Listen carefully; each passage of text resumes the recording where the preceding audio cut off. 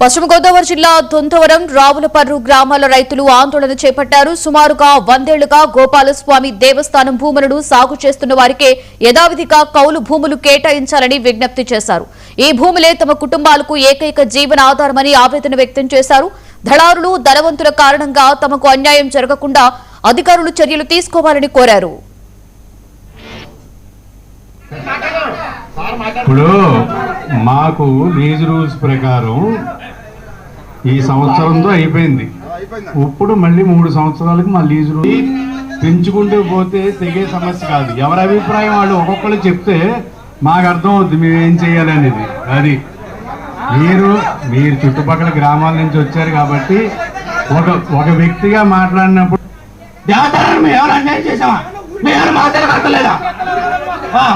ప్రతిసారి 3 సంవత్సరాలు పెరిగినప్పుడు కూడా ఎలా చేస్తున్నారండి? పాట ఎప్పుడు పెట్టలేదండి, పాట ఎప్పుడైతే పట్టలేదు.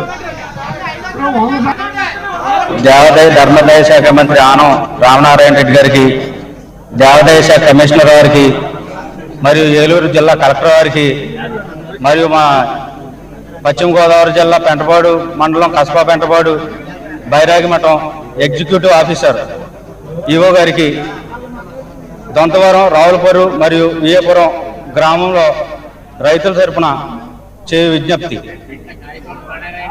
మా 3 గ్రామాలకు చెందిన రైతులందరూ కూడా గత 80-90 సంవత్సరాలుగా అనగా 4 తరాల నుంచి రావులపర్రు గ్రామంలో గల సుమారుగా దేవస్థానానికి చెందిన బైరాగిమఠం భూమి 90 ఎకరాలు పండినా పండకపోయినా 90 సంవత్సరాల నుంచి 90 ఎకరాలకి కూడా పన్ను చెల్లిస్తూ మరియు మగతాలు ఎప్పటికప్పుడు సకాలంలో కడుతూ వాటిని సాగు చేసుకుంటూ వచ్చి వాటిని ఈ రోజుకి ఒక స్థితిలోకి తీసుకొచ్చి ఏనాడు కూడా పన్ను బకాయిలు మగతాలు ఎప్పుడు కూడా ఎగ్గొట్టకుండా కావాలంటే దేవస్థానం వారి వద్ద మా రికార్డు మొత్తం ఉంటుంది. ఒకసారి పరిశీలించి ఇది ఏటా జరిగేది ఏంటంటే ప్రతి 3 years ఒకసారి మా భూములు అనేవి దేవస్థానం వారు మా గ్రామంలోనే దొంతవరం గ్రామంలోనే గత 70-80 సంవత్సరాల నుంచి కూడా ఎప్పుడు కూడా రామాలయం వద్ద మా యొక్క ప్రోగ్రెస్ చూసి ఎప్పుడు బకాయిలు బాకీ లేవని దేవస్థానం వారి యొక్క ఆదేశానుసారం దేవస్థానం వారి నిర్ణయం మేరకు మగతాలు పెంచుతూ మాకు ఎప్పుడు కూడా 3 సంవత్సరాల టర్మ్ ఇచ్చేవారు. దేవాదాయ ధర్మదాయ శాఖ మంత్రి ఆనం